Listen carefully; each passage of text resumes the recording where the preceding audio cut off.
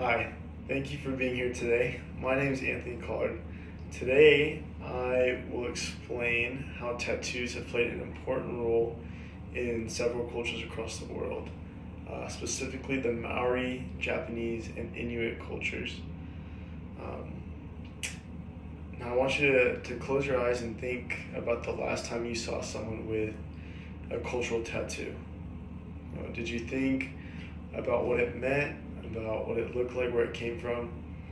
I know personally when I was younger, I thought a lot about cultural tattoos when I saw them, and I always wondered what they meant. I always thought they were very beautiful and very intricate looking. So today, we're gonna learn a little bit about the meaning behind some tattoos that come from these several different cultures. In the Maori culture, tattoos have always played an important role. The Maori culture comes from the Pacific Islands around New Zealand. The Maori people had these traditional tattoos that were called the tamoko. And the tamoko were typically tattooed on the lower half of the face. The tamoko was meant to represent several different things depending on the swirls and the patterns that were used in the tamoko. Um, the tamoko is typically on the lower half of the face, but it can be the full face or the full head, and even in some cases, the full body is tattooed as well in the tamoko. But the most important features of the tamoko are on the face.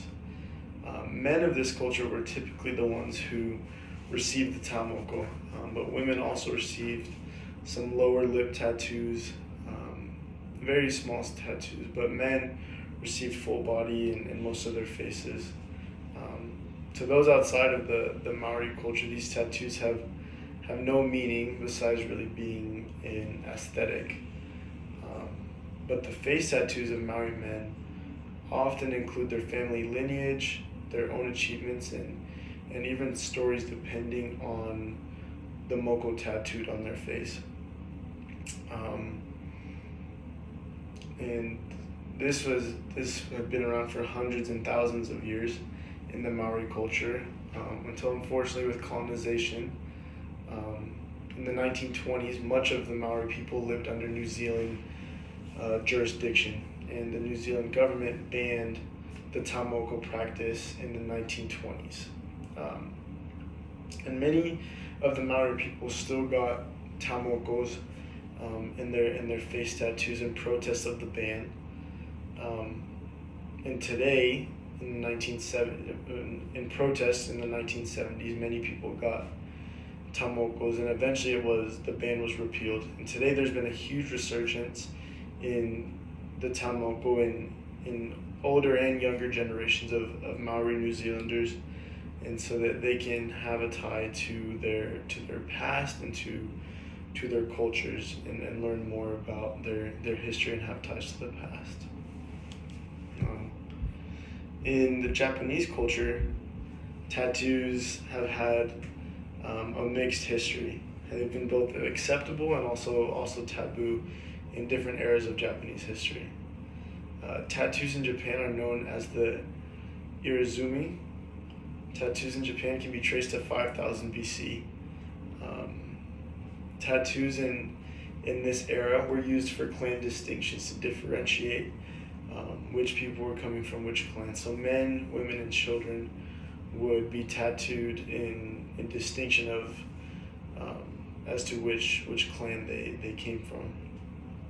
But as the centuries went on and Japan strayed away from different clans into societies and governments, Japan wanted to create an image and be represented as clean as possible. And so tattoos became a way to brand criminals. These tattoos made it so that criminals would be rejected from their communities and from their families. If anyone was found with a tattoo, they would be rejected. And so tattoos became a big taboo in Japan. But with the practice of tattooing criminals, it made it so that gangs were formed. And these gangs, or formation of gangs in Japan, were called the Yakuza. And tattoos were banned and highly looked down upon from about 9000 AD to the mid-1940s, when it became legal but not really acceptable to have tattoos in Japan. And part of this was the influence that the Yakuza had on Japan.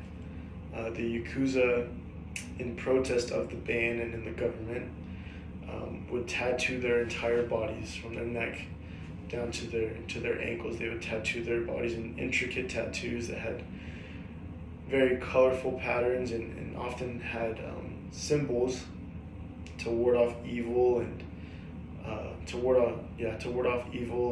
and bad omens in Japan. And this was in protest to the government. And many people of the lower class were actually inspired by the Yakuza, and so that they would go and get their own tattoos to ward off evil, and the government tried to crack down, but due to protests, they eventually repealed the ban.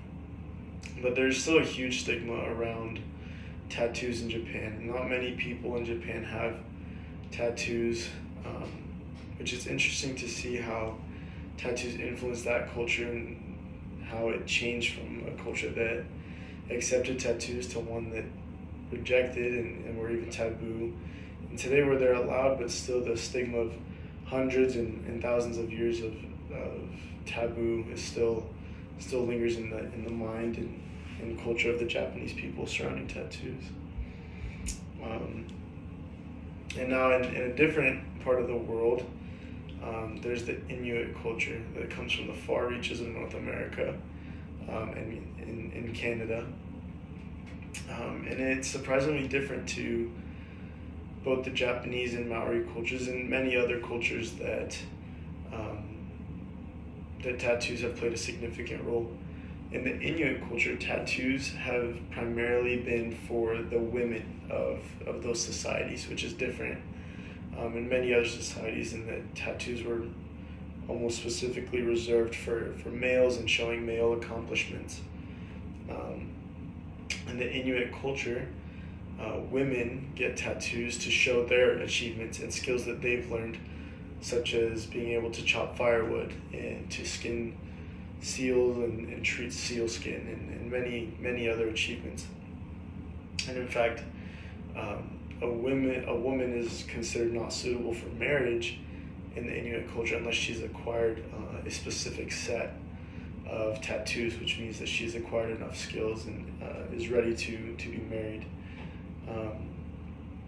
And Inuit tattoos are also very different from several other cultures in that the tattoos are being given with animal bones, thin animal bones, and so many of the tattoos are thin lines and small shapes, but beautifully intricate patterns.